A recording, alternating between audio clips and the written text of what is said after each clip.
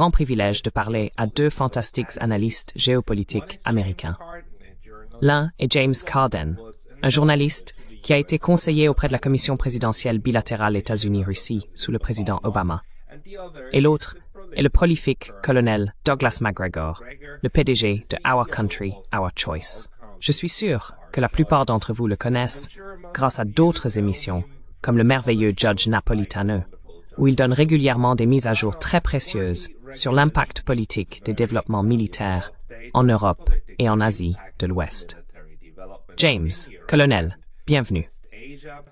James, Colonel, welcome. Merci. Merci.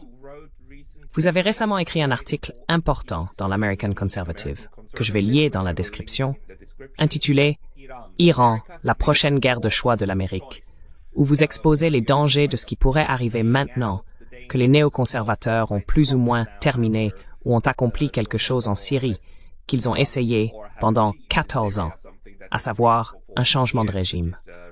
Je pense que cela mérite une discussion approfondie. Puis-je donc vous demander, et peut-être commencer avec le colonel Macgregor, pourquoi pensez-vous que l'Iran sera la prochaine guerre de choix de l'Amérique?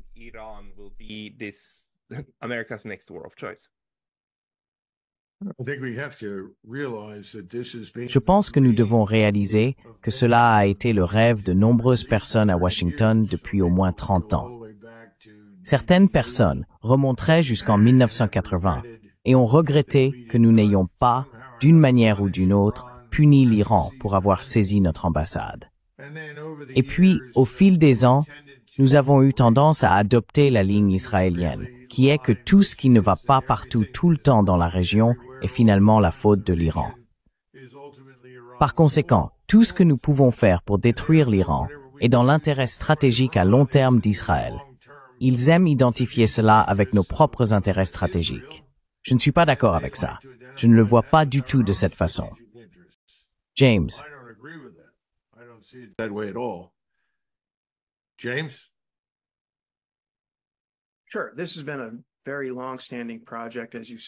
Bien sûr. Comme vous le dites, c'est un projet de longue date d'Israël et de ses partisans les plus dévoués au Capitole. Chaque fois que quelqu'un prononce le mot Iran au Capitole, il semble presque obligatoire que l'orateur dise ensuite que c'est le principal sponsor étatique du terrorisme dans le monde. Il y a donc eu un effort de propagande de plusieurs décennies pour préparer le terrain à un changement de régime en Iran. Et vous savez, on peut voir cela dans les administrations successives. Même après que Pompeo et Trump, lors du premier mandat de Trump, ont mis fin au programme vraiment imprudent autorisé par Obama, par la CIA et le Pentagone, pour armer les rebelles islamistes afin de renverser Assad. Le travail a continué, et nous avons vu ce que je considère comme la culmination tragique de ce travail il y a quelques semaines, lorsque Assad a fui le pays face au soulèvement islamiste.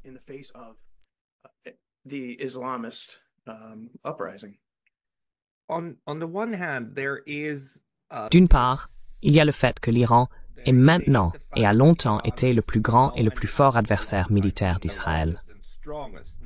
Et bien sûr, les États-Unis sont célèbres pour avoir essentiellement lié leur politique étrangère à celle d'Israël, ou pour y être complètement attachés. Je veux dire, je ne peux pas penser à un autre exemple dans les relations internationales où deux États sont aussi étroitement liés l'un à l'autre, comme le dit souvent John Mearsheimer, unis comme les doigts de la main. Mais d'autre part, il y a aussi une rivalité de longue date entre les États-Unis et l'Iran. Et l'Iran a été l'une des premières opérations de changement de régime de la CIA dans les années 1950. Colonel, pouvez-vous expliquer pourquoi, depuis les 70, 80 dernières années, depuis la fin de la Seconde Guerre mondiale, les États-Unis semblent avoir constamment essayé de s'immiscer dans les affaires iraniennes et l'ont fait avec succès dans les années 60 et 70.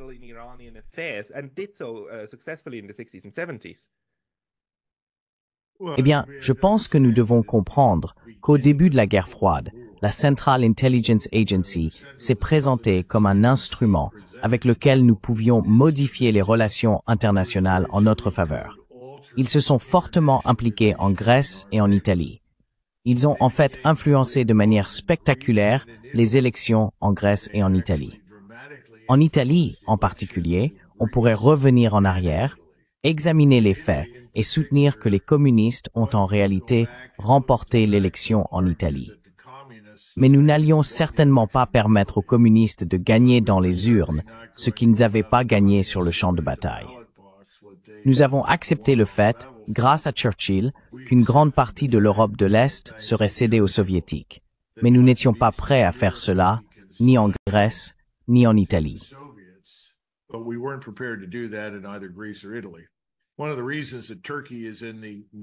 L'une des raisons pour lesquelles la Turquie fait partie de l'Organisation du traité de l'Atlantique Nord est en grande partie comme un rempart contre le communisme russe. Donc, je pense que c'est en quelque sorte un vestige. Nous avons comment l'appellerions-nous, une gueule de bois de la guerre froide. Et nous continuons à regarder le reste du monde, même après 1991, 92, 93, à travers le même type de prisme. Et donc, nous avons vu notre gouvernement être détourné par un petit nombre de personnes. Ils se désignent eux-mêmes comme néoconservateurs. Certaines personnes les appellent mondialistes. Je suis sûr qu'il y a un mélange des deux qui sont déterminés à ce que nous conservions un monopole de pouvoir. Certainement en Occident, certainement en Europe et au Moyen-Orient.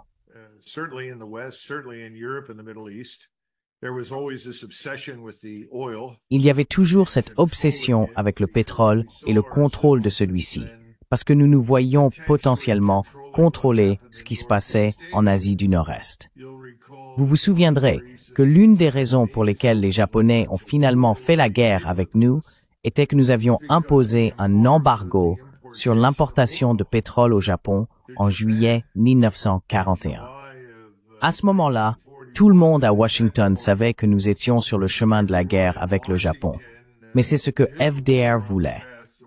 Et donc c'est finalement ce qui s'est passé.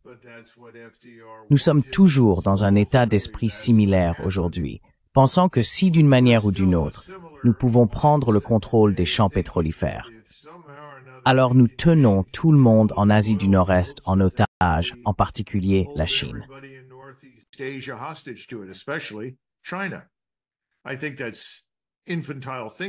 Je pense que c'est une pensée infantile pour le moment, mais je pense qu'elle est encore répandue. Cela coïncide avec cette obsession pour Israël, faisant d'Israël notre porte-avions insubmersible qui peut naviguer dans toute la région et allumer des feux. Et je pense que c'est ce que nous faisons en ce moment. Nous sommes essentiellement des incendiaires avec les Israéliens, mettant essentiellement le feu au statu quo. Et bien sûr, le dernier incendie a éclaté est la Syrie. Je pense que cela aura des conséquences extrêmement négatives pour Israël. Mais pour le moment, les Israéliens et leurs amis à Washington célèbrent tous la chute de M. Assad.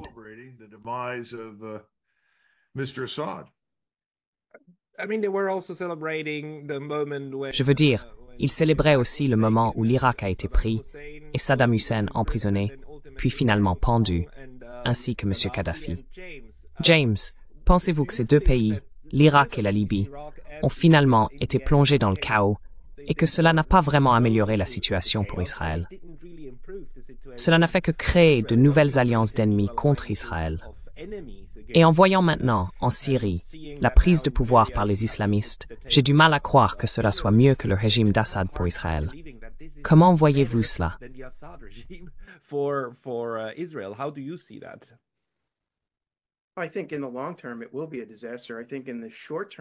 Je pense qu'à long terme, ce sera un désastre. À court terme, les gens seraient surpris de réaliser que les Israéliens se sont alliés avec ces personnes. Ils ont soutenu, comme nous, ces terroristes islamistes parce qu'ils sont comme nous obsédés par l'Iran. Donc détruire l'État syrien, ce qui se passe actuellement, a essentiellement dégagé un chemin pour eux sans aucune résistance. Aucune sorte de résistance militaire pour que leurs forces aériennes puissent survoler la Syrie, ouvrant l'espace aérien pour attaquer l'Iran. Je veux revenir un instant cependant à votre question sur les racines de l'obsession américaine pour l'Iran.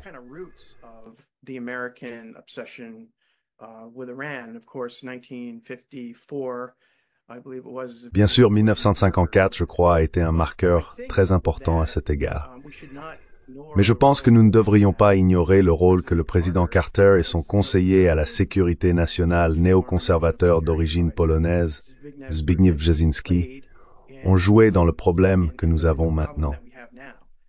C'était leur insistance contre l'avis de personnes très compétentes, comme le sous-secrétaire d'État George Ball, qui a soutenu et ensuite amené dans le pays le Shah d'Iran. Cela a été une chose extrêmement dommageable, car cela a vraiment contrarié les islamistes qui prenaient le contrôle de l'Iran à l'époque.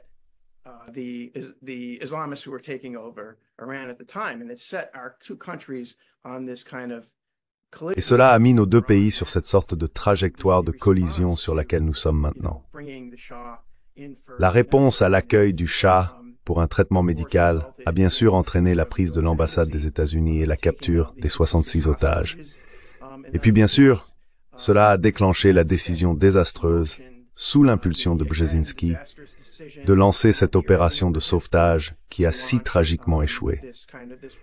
Donc vous savez, nous avons une longue histoire d'antagonisme avec l'Iran, mais cela n'aurait pas dû être ainsi, si ce n'était pour les idéologues néoconservateurs qui ont pris le contrôle des leviers du pouvoir. Et donc, certaines choses, malheureusement, ne changent jamais.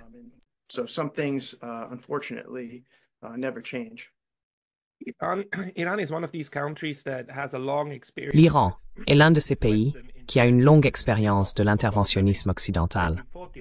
On oublie souvent qu'en 1940 ou 41, le père du Shah a été renversé par les Britanniques et les Soviétiques lorsque l'Iran a essayé de rester neutre, n'est-ce pas?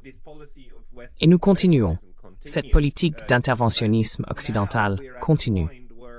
Mais maintenant, nous en sommes au point où, maintenant que les défenses aériennes syriennes sont détruites, dans de nombreux médias occidentaux, nous lisons que la voie pour attaquer l'Iran est ouverte, comme si les missiles israéliens pouvaient maintenant frapper Téhéran. Colonel, si je regarde la carte, je vois qu'entre la Syrie et l'Irak, il y a encore une grande partie de l'Iran, ou des parties de la Turquie, ou, selon la façon dont vous voulez tirer, même aussi la Jordanie. Pouvez-vous m'expliquer pourquoi on dit que la Syrie était le pivot si important dans les défenses de l'Iran?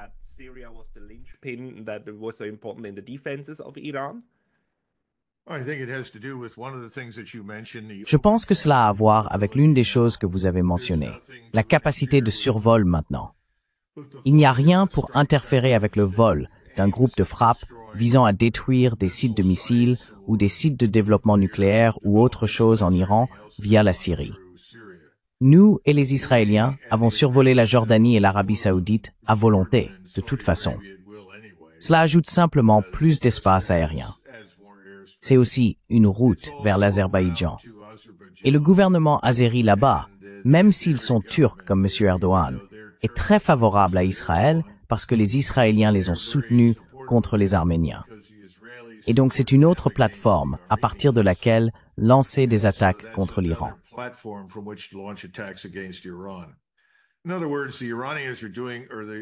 En d'autres termes, les Israéliens font tout ce qui est en leur pouvoir pour encercler l'Iran. Cependant, il y a un problème avec la vision d'ensemble, et cela vous ramène à ce qui s'est réellement passé sur le terrain. Ce n'est pas seulement une question des États-Unis, bien que nous ayons évidemment financé la plupart des insurgés ainsi que leur équipement et leur formation. La Turquie a également joué un rôle majeur dans cette affaire, tout comme le Mossad et le MI6. Je ne les exclurai pas. Partout où nous opérons, inévitablement, le MI6 est dans les parages. Le problème avec tout cela, c'est que M. Erdogan ressemble beaucoup à Joseph Staline. Erdogan is very much like Joseph Stalin. He's not going to announce a new jihad against Israel. Il ne va pas annoncer un nouveau jihad contre Israël, mais c'est quelqu'un qui reste en retrait, en attendant l'opportunité de profiter du démantèlement ou du désassemblage de la Syrie. Et c'est ce qu'il a fait. Vous savez, le chef des services de renseignement iranien est arrivé à Damas il y a quelques jours, et il a fait quelque chose de très symbolique.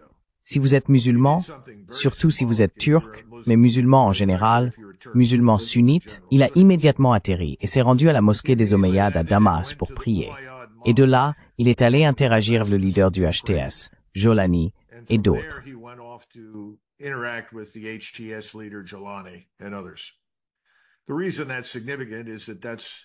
La raison pour laquelle c'est significatif est que c'est le deuxième califat après Muhammad.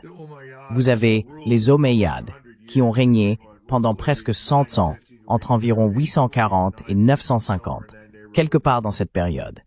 Et Damas est alors devenue une capitale de l'islam, certainement sous les Turcs seldjoukides, et par la suite pendant l'Empire ottoman.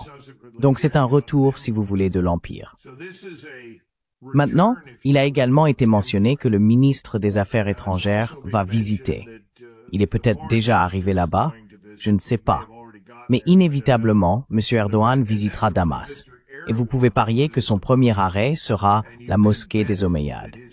Maintenant, que veut-il de la Syrie? Eh bien, cela lui donne l'occasion d'anéantir les Kurdes.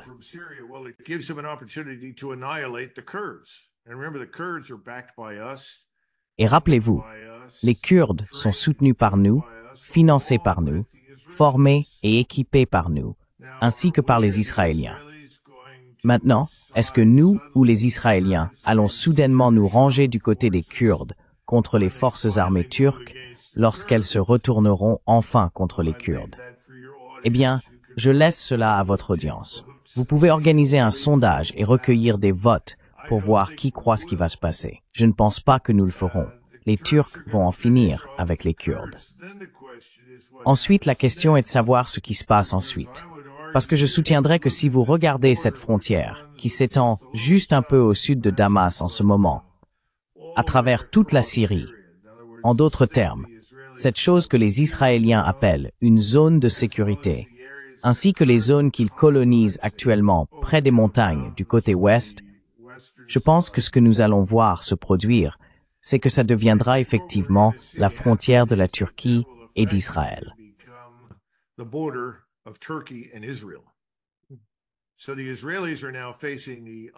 Les Israéliens font maintenant face à la perspective peu réjouissante d'une frontière avec la Turquie, avec très peu de distance entre eux et les Turcs. La question est, quelle est notre position dans tout cela? Rappelez-vous, tout ce que les Israéliens font et ont fait jusqu'à présent repose sur notre soutien inconditionnel, notre disponibilité inébranlable, peu importe ce qu'ils font, peu importe combien de millions de personnes ils expulsent ou tuent ou détruisent, notre soutien pour cela. La question est, combien de temps ce soutien sera-t-il encore là? Peuvent-ils parier dessus? Donc, si j'étais un Israélien en ce moment, je considérerais toute cette affaire avec beaucoup d'appréhension. Et je pense que les officiers supérieurs des forces de défense israéliennes le voient en ces termes, parce que leur armée n'est pas très grande.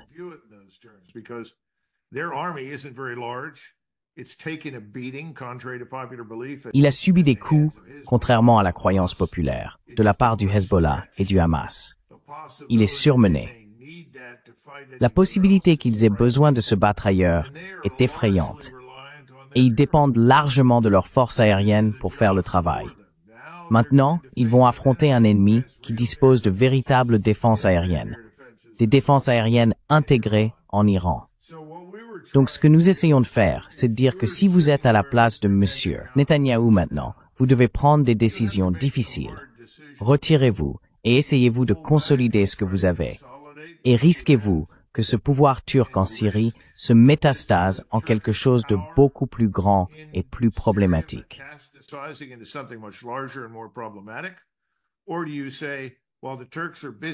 Ou bien dites-vous, pendant que les Turcs sont occupés avec les Kurdes, nous nous attaquons à l'Iran tant que nous avons le soutien des États-Unis. Nous sommes largement d'accord pour dire que c'est probablement la deuxième option. Car s'ils vont s'attaquer à l'Iran, il ferait mieux d'y aller bientôt, avant la prochaine élection. Maintenant, pourquoi cela serait-il?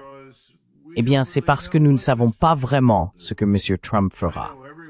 Je sais que tout le monde dit, « Oh, eh bien, il est dur et ferme pour les Israéliens. » Mais ayant travaillé avec lui et l'ayant vu en action, il est imprévisible et il peut décider. Eh bien, vous savez, je ne veux vraiment pas soutenir cela et je veux vraiment un accord. Vous l'entendez souvent dire cela. Monsieur Netanyahou ne veut pas d'accord. Il veut la destruction de la direction iranienne. He wants destruction of the Iranian leadership. We'll talk about the destruction in just a second, but James, there are Nous parlerons de la destruction dans un instant. Mais James, il y a deux précédents de la première administration Trump que j'ai du mal à concilier, mais peut-être que vous deux le pouvez. L'un est que M. Trump est celui qui a quitté le JCPOA, l'accord avec lequel tout le monde, y compris le chien de garde atomique, disait que les Iraniens étaient d'accord. Je veux dire, ils n'ont pas essayé de dépasser les limites de matière nucléaire enrichie, d'eau lourde ou d'enrichissement, n'est-ce pas, de leur plutonium ou uranium, peu importe ce qu'ils utilisaient pour créer une bombe. Il a quitté cela, et cela a été, pour moi, assez dommageable pour toute la stabilité de maintenir un couvercle sur la production d'armes nucléaires iraniennes.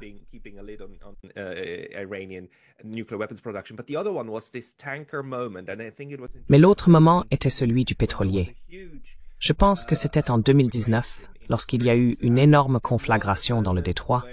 Il y a eu un moment où un drone américain, je crois, a été abattu par les Iraniens, et il y a presque eu une guerre. Je veux dire, les États-Unis ont presque attaqué l'endroit d'où ce drone a été abattu. Mais ensuite, le président Trump a dit non. Apparemment, selon des sources, Trump a dit non parce que cela aurait inclus des victimes iraniennes. Trump a dit que c'était disproportionné. Nous n'allons pas faire ça. Après cela, l'épisode s'est calmé et une guerre a été évitée. Peut-être d'abord James puis colonel. Que pensez-vous que cela nous dit sur la façon dont M. Trump aborde l'Iran?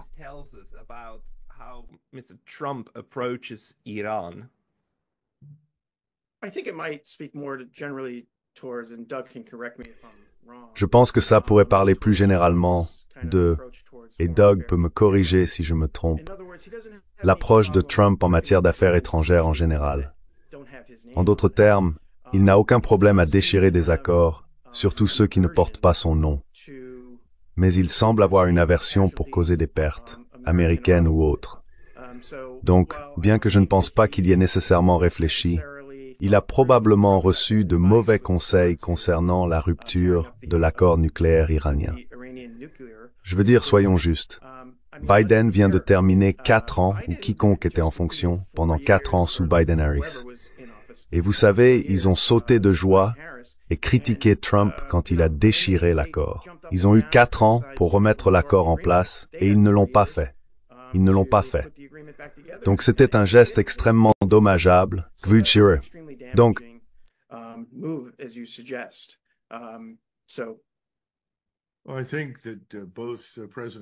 eh bien, je pense que tant le président Trump que le président Biden sont otages du lobby israélien. Nous devons être francs à ce sujet. Le lobby israélien contrôle d'énormes votes au Congrès d'une manière ou d'une autre concernant tout ce qui est important pour eux.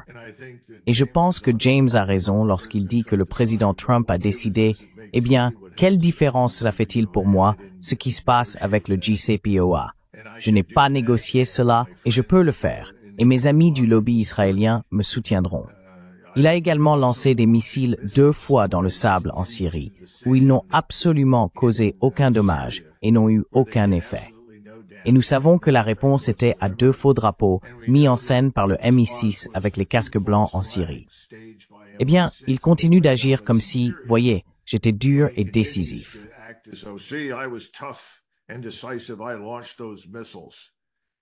J'ai lancé ces missiles.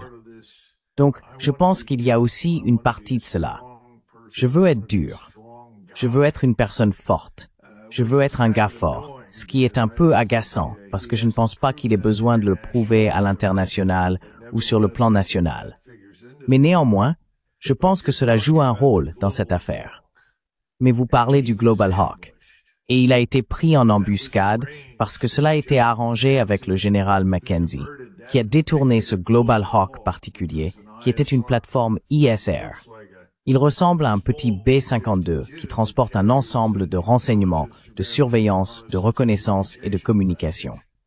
Et il l'a délibérément fait voler le long de l'Adiz, la zone d'identification de défense aérienne, à travers le détroit d'Ormuz, puis au milieu du golfe Persique.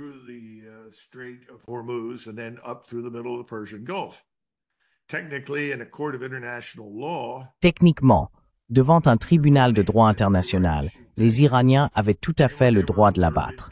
Ils n'en avaient jamais été informés. C'était un avion militaire. Ils avaient l'option de l'abattre, et ils l'ont fait. Je ne pense pas que le président Trump était conscient que son conseiller à la sécurité nationale et les chefs d'état-major avaient fait cela, que cela s'était produit à son insu. Si cela s'était produit avec sa connaissance, je ne pense pas qu'il en comprenait les ramifications. Mais quand ça lui a été présenté, l'une de ses questions était « Que se passe-t-il après que nous lançons ce paquet de frappes pour punir les Iraniens? Et ensuite, combien de personnes seront tuées ?» Quand il a été clair pour lui qu'il y aurait beaucoup de personnes tuées et qu'il n'y avait pas de plan pour ce qu'il fallait faire après la frappe, il a dit non. Et j'étais à proximité à ce moment-là.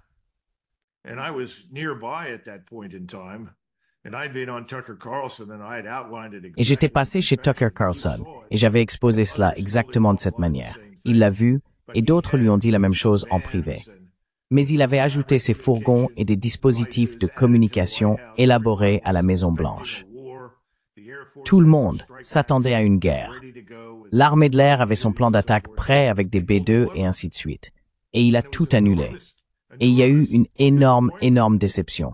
Vous savez, oh mince, on l'avait presque. On avait une guerre, et on l'a perdue. C'est insensé. Et donc maintenant, vous l'avez entendu dire à plusieurs reprises, j'ai dit à M. Netanyahou que je voulais qu'il termine cette guerre avant mon investiture. Eh bien, bonne chance avec ça. Mais il le dit. Et je pense qu'il le pense sans nécessairement comprendre que c'est déjà hors de contrôle. Cela a dépassé les soi-disant limites auxquelles nous sommes habitués.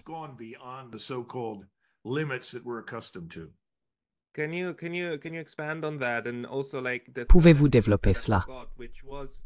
Et aussi, comme le troisième épisode que j'ai oublié, qui a été approuvé par M. Trump, l'assassinat de M. Soleimani, le chef des forces iraniennes, lorsqu'il était à Bagdad, n'est-ce pas? Et aussi, le fait que l'Iran essaie constamment de désamorcer après ce genre de frappe. Nous avons vu cela au cours de l'année dernière encore et encore, avec l'attaque contre leur consulat en Syrie, avec les frappes d'Israël et avec l'assassinat de l'un des porte-paroles ou dirigeants du Hamas à Téhéran. Les Iraniens ripostent constamment, mais ils le font de manière très claire en disant « Arrêtez ça. Nous ne voulons pas entrer en guerre avec vous. Nous pourrions vous frapper, mais nous ne le faisons pas. Nous ne voulons pas. » Peut-être le colonel d'abord, puis James.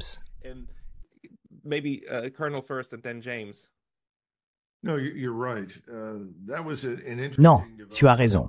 C'était un développement intéressant. Et il faut se rappeler qu'il n'a pas pris cette décision de manière isolée. Si je me souviens bien, il avait Lindsey Graham assis avec lui dans un bureau. Je ne sais pas si le sénateur Rubio était là. Il y avait peut-être un autre sénateur présent. On m'a appelé et demandé mon avis quand j'étais considéré pour la nomination en tant qu'ambassadeur en Allemagne. Un sénateur américain m'a demandé directement et je lui ai dit que j'avais reçu un appel téléphonique, non pas du président Trump, mais de quelqu'un du personnel me demandant mon opinion. J'ai dit que c'était horrible. Ne le faites pas. Monsieur Soleimani, ou le général Soleimani, est un membre du gouvernement iranien. Techniquement, selon la loi, nous tuons un membre d'un gouvernement étranger. Il y a des lois contre cela. C'est un assassinat.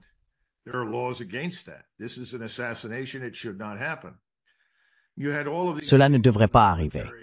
Vous aviez toutes ces personnes dans l'armée, soit des vétérans, soit des personnes qui servaient encore, qui avaient une rancune contre l'Iran, parce que les Iraniens ont fourni beaucoup d'expertise, de soutien technique, et vous savez, d'armement, notamment sous forme de dispositifs explosifs improvisés, aux soi-disant insurgés en Irak. Et ma réponse à cela était, eh bien, que ferions-nous si nous voyions des armées étrangères au Mexique et que les Mexicains les combattaient? Nous aiderions les Mexicains. Donc, nous ne devrions pas être surpris par cela.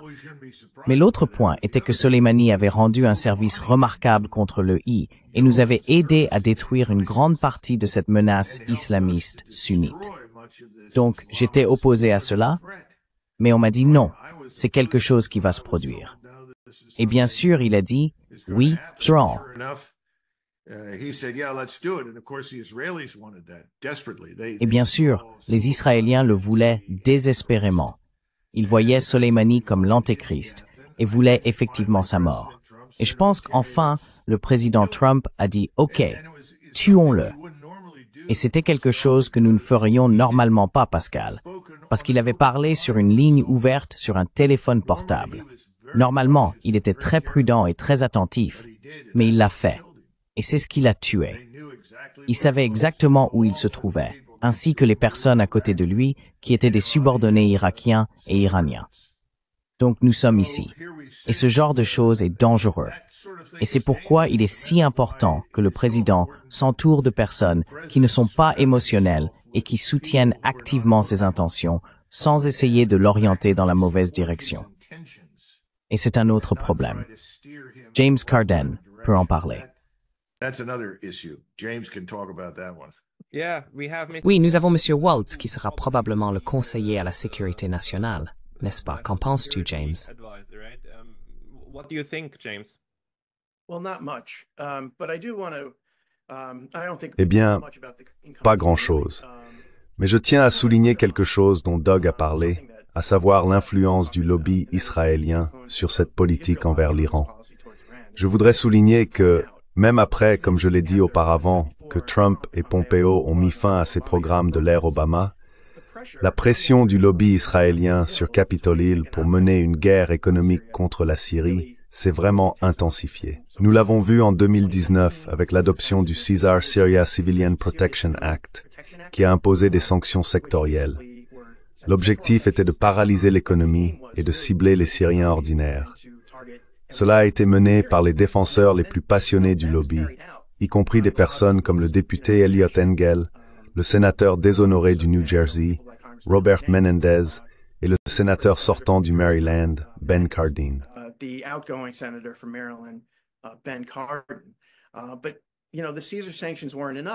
Mais vous savez, les sanctions César n'étaient pas suffisantes. Donc 2 ans plus tard, sous Biden, l'accent a été mis sur la démocratie et l'opposition américaine à la reconstruction de la Syrie. Et donc, vous savez, Anthony Blinken l'a dit très ouvertement en octobre 2021, il a dit que notre position est de s'opposer à la reconstruction de la Syrie. Et bien sûr, le Comité des affaires étrangères de la Chambre a adopté la loi anti-normalisation d'Assad qui a renforcé les sanctions César. Et donc, ce que vous aviez vraiment, c'était une sorte de guerre économique secrète menée contre l'État syrien. Et bien sûr, ce n'était pas Assad lui-même dans son palais qui souffrait, c'était les gens ordinaires. Et bien sûr, cela explique en grande partie pourquoi il a été si facile pour ce groupe islamiste de marcher directement vers Damas il y a seulement quelques semaines.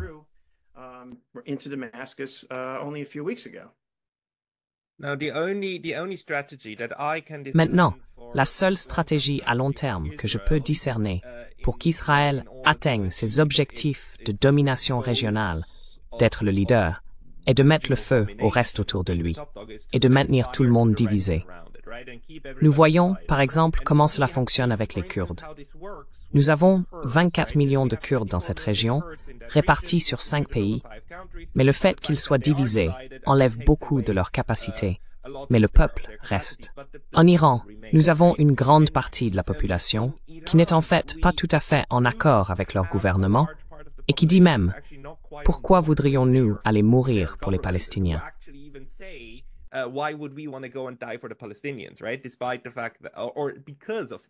Bien que, ou à cause du fait que, leur gouvernement veuille soutenir très fortement les Palestiniens. Mais si vous faites exploser cela, tout ce que vous faites, c'est créer de nouvelles opportunités de reconfiguration. Et colonel, vous avez déjà fait allusion au fait que nous pourrions maintenant avoir, non pas une frontière de jure, mais une frontière de facto entre Israël et la Turquie, ou du moins leurs forces, si l'Iran était effectivement attaqué. Et je crois que vous pensez tous les deux que cela arrive maintenant, parce que les forces poussent toutes dans cette direction. N'est-ce pas extrêmement dangereux de réellement libérer des forces en Asie de l'Ouest, qu'Israël, ni les États-Unis, ne pourraient même imaginer pour le moment?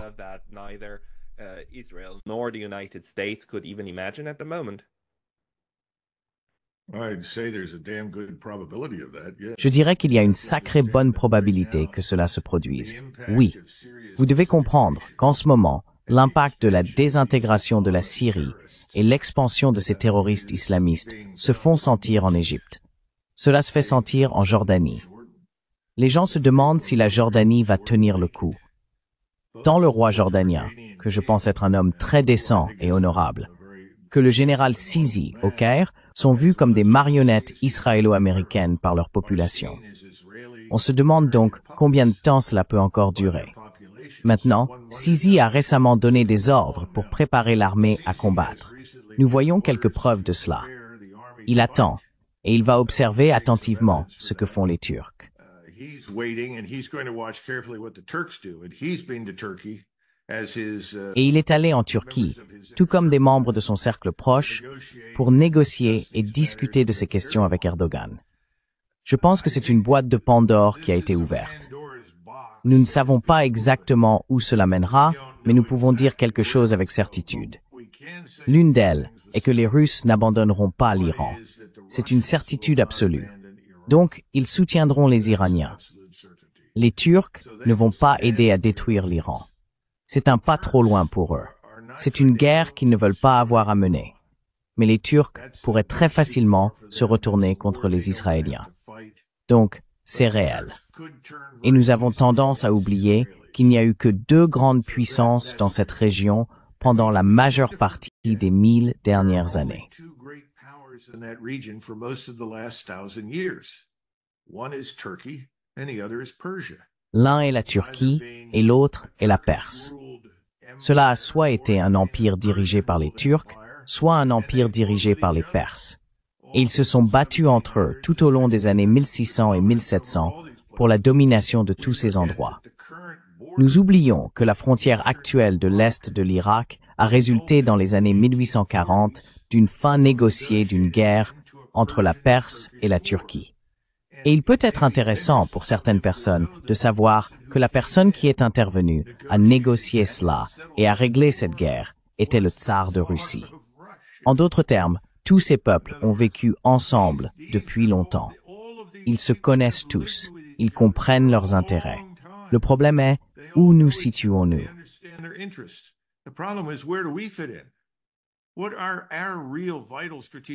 Quels sont nos véritables intérêts stratégiques vitaux? Quels sont les intérêts qui déterminent si nous allons ou non en guerre? Ces questions ne sont pas posées. Il n'y a pas de débat au Congrès. Personne ne pose ces questions. Il n'y a pas de grande stratégie. La stratégie actuelle est de donner à Israël tout ce qu'il veut, et ils réussiront. C'est tout. Il n'y a pas de stratégie à cela. Et il n'y a pas de limitation sur ce que les Israéliens peuvent ou ne peuvent pas faire. Mon point précédent était que cela pourrait éventuellement changer d'une certaine manière après que Trump devienne président. Parce que je l'ai vu en action. Je l'ai vu le faire auparavant. Il pourrait refaire quelque chose de similaire. C'est pourquoi je pense que Netanyahou décidera d'agir.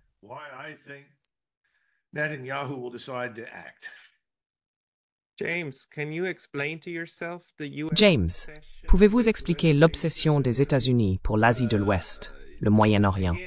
Encore une fois, il n'y a pas de menace pour le territoire américain provenant de cette région. Installer Israël de manière à lui permettre de prospérer dans son voisinage a été tenté avec Oslo en 1993, et ainsi de suite. Tout est parti à volo, bien sûr, mais il y aurait tant d'approches autres que de faire la guerre.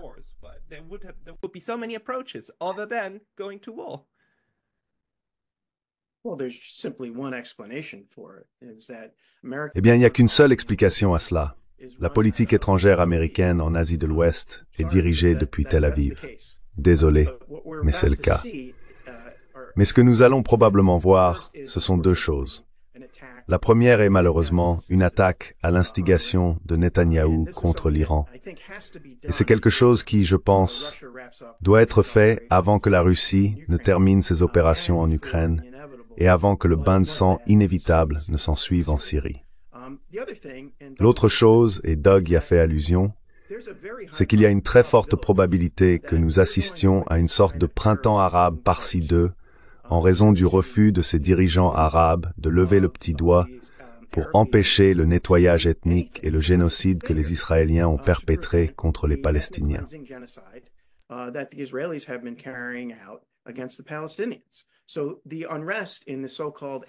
Donc, l'agitation dans ce qu'on appelle la rue arabe est présente et dangereuse.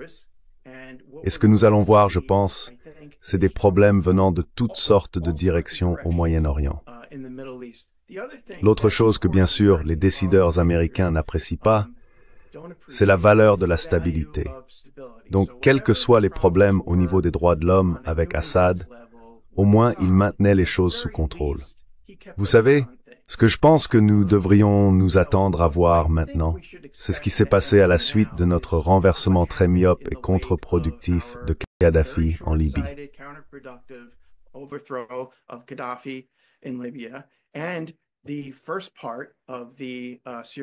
Et la première partie de l'opération du régime syrien a eu lieu il y a environ 10 à 12 ans.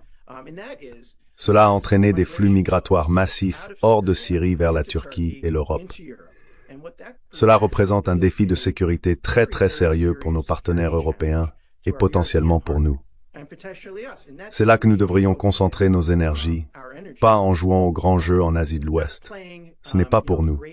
Ce sur quoi nous devons vraiment nous concentrer maintenant. Malheureusement, ce sont les problèmes que nous avons causés nous-mêmes en termes de potentielles attaques terroristes en Europe et en Amérique.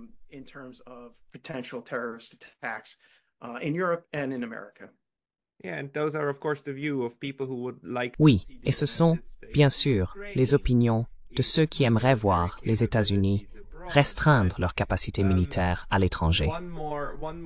Mais un autre facteur que j'aimerais discuter avec vous, messieurs, lorsqu'une guerre se termine ou lorsqu'une crise se termine, nous assistons souvent à un passage complet à une autre crise. Nous l'avons vu avec la fin de la crise du coronavirus, qui s'est essentiellement terminée avec la guerre en Ukraine, car soudainement, l'attention s'est portée là-bas.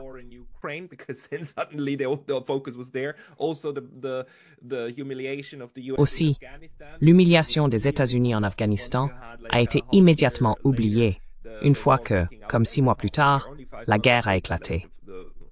Moins de 6 mois, seulement 5 mois plus tard, en février 2022, en Ukraine. Et maintenant, il semble que la guerre en Ukraine s'essouffle, parce que seuls les aveugles ne pourraient pas lire les signes de ce qui s'y passe.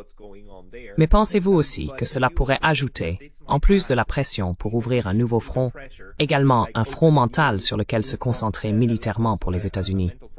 Ou est-ce que je surinterprète un peu cela, colonel?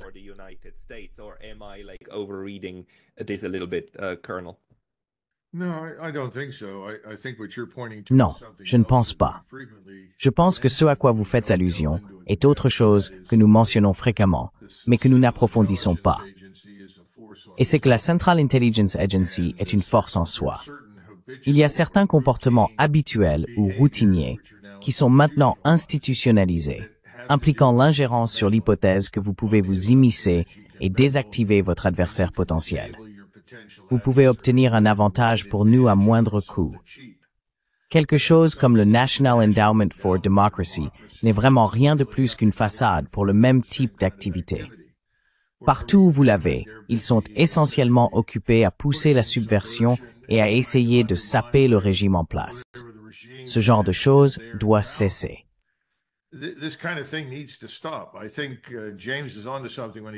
Je pense que James a touché quelque chose quand il a parlé du grand jeu. Nous avons toujours eu une certaine influence exercée sur nous par les Britanniques, dans une moindre mesure par les Français, qui sont des impérialistes de longue date. Et en fait, je parlais ce week-end avec quelqu'un qui est britannique, et j'ai dit, qu'est-ce que c'est pour la Grande-Bretagne que vous allez justifier une intervention dans cette partie du monde? Qu'y a-t-il à gagner? Et il a dit, Douglas, vous savez, nous sommes une puissance impériale frustrée. Et donc, si nous pouvons nous joindre à vous dans vos ingérences, alors nous avons l'impression d'être encore puissants et influents. Je veux dire, c'est peut-être une réponse simpliste, mais je ne suis pas sûr qu'elle soit inexacte. Maintenant, ce n'est pas un commentaire sur le peuple britannique. Je pense que le peuple britannique est totalement désintéressé, tout comme les Américains sont désintéressés. Je ne pense pas que les Français soient intéressés. Je sais que les Allemands ne le sont pas. I don't think Frenchmen are interested. I know the Germans aren't. So you're talking about a ruling elite. Donc, vous parlez d'une classe dirigeante d'élite néoconservatrice, de mondialistes et d'impérialistes en herbe qui opèrent sans responsabilité, principalement parce que leur structure parlementaire, certainement vraie en Grande-Bretagne, et c'est vrai pour nous à Washington, sont dans les poches de personnes avec beaucoup d'argent qui veulent voir ces choses se produire. C'est regrettable. Je voulais cependant faire un commentaire qui renvoie à quelque chose que vous avez demandé plus tôt.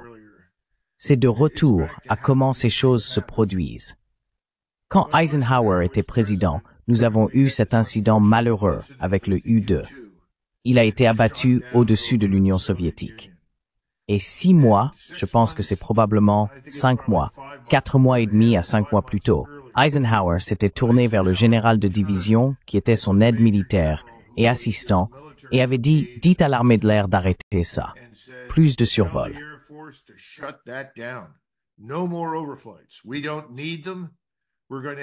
Nous n'avons pas besoin d'eux. Nous allons avoir des satellites. Ils avaient déjà compris que cela allait rendre ces survols obsolètes. C'est trop dangereux. Arrêtez-les. Il a transmis cela, mais cela ne s'est pas produit. Cela ne s'est pas produit parce que c'était déjà programmé. C'était déjà routinisé. Ils ont dit « Oh, eh bien, c'est l'heure d'un autre vol de U-2 au-dessus de l'Union soviétique. » Et il n'y avait pas de note indiquant que le président avait dit de ne plus le faire. Maintenant, je sais que ça semble ridicule, mais c'est vrai. Et ce genre de choses est dangereux. Et cela peut arriver à n'importe quel président. Et je pense certainement que c'est un danger que le président Trump doit affronter tôt et comprendre.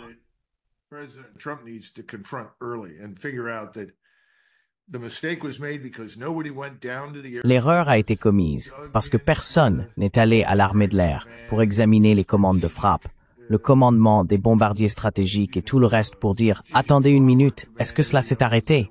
Avez-vous exécuté comme ordonné? » Et le chef d'état-major est un homme occupé. Il ne s'est probablement pas impliqué, n'a pas beaucoup réfléchi dans un sens ou dans l'autre. C'est le problème. Nous sommes grands, nous sommes énormes. La bureaucratie est immense.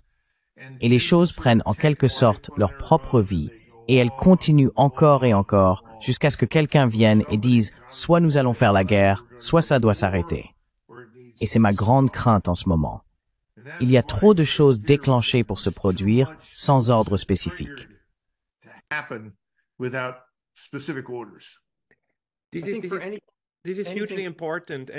C'est extrêmement important. Et James, en un sens, les États-Unis ne se résument pas seulement au président américain, et la Russie ne se résume pas seulement à Vladimir Poutine, et l'Iran ne se résume pas seulement à l'ayatollah. Ce sont des systèmes entiers. Très, très importants, James.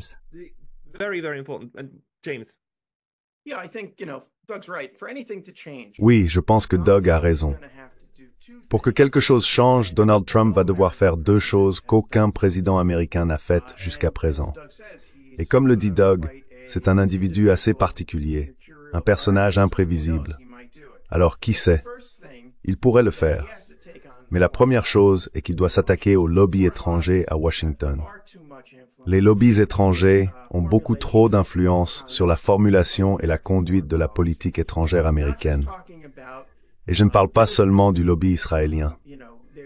Vous savez, il y a ce que j'appelle un lobby des nations captives, qui est une sorte de relique de la guerre froide et qui dicte vraiment la politique américaine en Ukraine.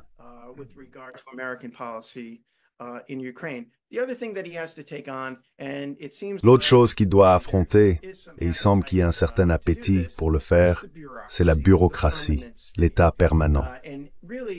Et vraiment, la leçon que Trump doit apprendre, et il ne voudrait probablement pas l'entendre, c'est qu'il doit faire quelque chose qu'Obama n'a pas réussi à faire. Et ce qu'Obama n'a pas réussi à faire, c'est vraiment de réduire le personnel, d'aller en profondeur dans la bureaucratie et d'éliminer les personnes qui allaient s'opposer à ces initiatives. Et c'est ce qu'il doit faire. Ils doivent entrer là-dedans et arrêter de nommer ces néoconservateurs qui ne vont pas mettre en œuvre son programme America First.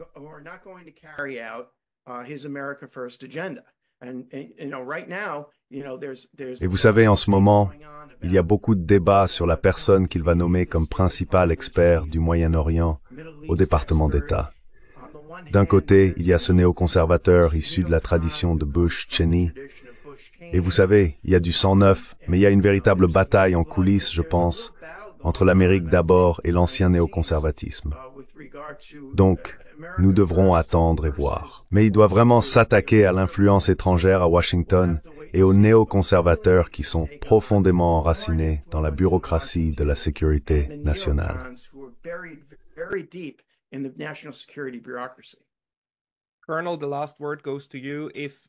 Colonel, le dernier mot vous revient. Si le président élu Donald Trump écoutait ce podcast, que devrait-il faire pour défaire cette immensité des États-Unis que vous venez de décrire, et pour éviter un moment de toi aussi, où les niveaux inférieurs n'obéissent pas à ce qu'il fait, dans le sens où James l'a fait? Ou devrait-il simplement annoncer des politiques cardinales et dire que personne ne doit agir contre la politique X, que nous n'allons pas entrer en guerre avec l'Iran, ou des choses comme ça? Que conseilleriez-vous?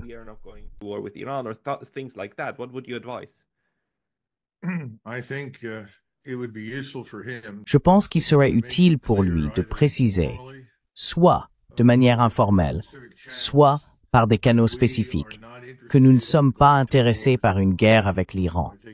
Je pense que cela devrait être très très clair. Et il devrait se prémunir contre la possibilité d'être pris au dépourvu après le 20 janvier.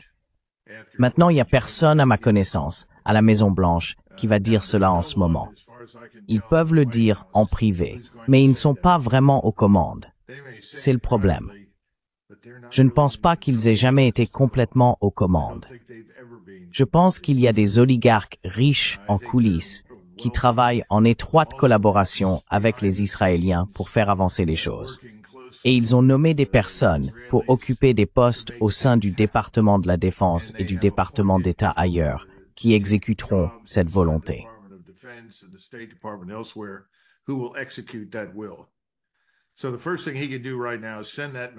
La première chose qu'il peut faire maintenant est d'envoyer ce message.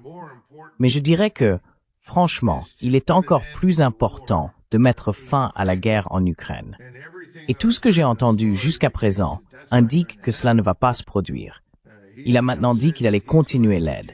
Eh bien, le moyen le plus rapide d'arrêter cette guerre est de suspendre l'aide. Quelqu'un doit s'asseoir avec le président et lui faire remarquer que 50% de tout ce que nous avons envoyé en termes d'argent et d'équipement a fini par être gaspillé à cause de la criminalité, du marché noir, des pots de vin, etc. Alors pourquoi voudriez-vous faire cela? Et dès que vous dites que vous n'allez plus envoyer d'aide militaire, la guerre sera terminée. Ensuite, cela ressemblera à nos amis en Afghanistan, vous savez, remplissant leurs voitures et avions de sacs d'argent et fuyant le pays.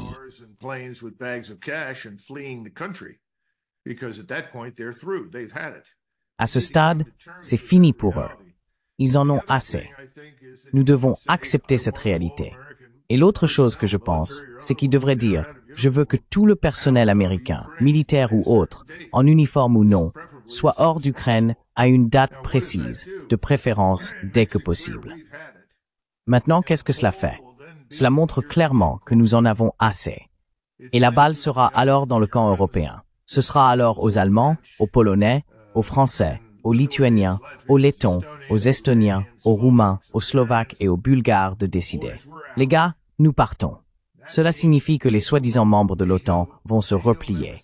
Sans nous, c'est fini. Très bien, c'est fini.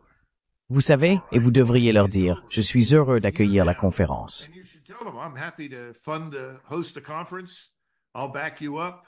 Je te soutiendrai. Tu sais, assieds-toi et règle ça avec Moscou. Mais cela nous en sort, et c'est quelque chose qu'il a dit vouloir. Il ne veut pas que nous soyons le premier intervenant. Il l'a dit à plusieurs reprises. Il a dit que l'OTAN doit devenir européenne. Beaucoup d'Européens ressentent cela aussi. Eh bien, laissons cela se produire. Je pense que c'est très important. S'il fait cela, il pourrait découvrir que la Russie est un partenaire plus conciliant stratégiquement au Moyen-Orient. Mais pour l'instant, il a un adversaire à Moscou et il n'y a pas de bonnes nouvelles à l'horizon au Moyen-Orient. Tout s'effondre là-bas. Les Russes en ont assez. Ils ne vont pas le soutenir parce qu'ils nous voient comme des incendiaires. C'est ce que nous sommes. Donc tu cherches une stratégie. C'est une stratégie pour incendie. Voilà.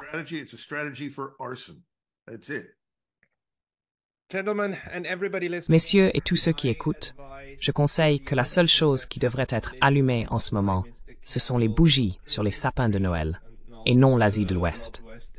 James Carden et Colonel McGregor, merci beaucoup pour votre temps aujourd'hui. Merci et joyeux Noël. Joyeux Noël. Et que Dieu nous bénisse, tous autant que nous sommes.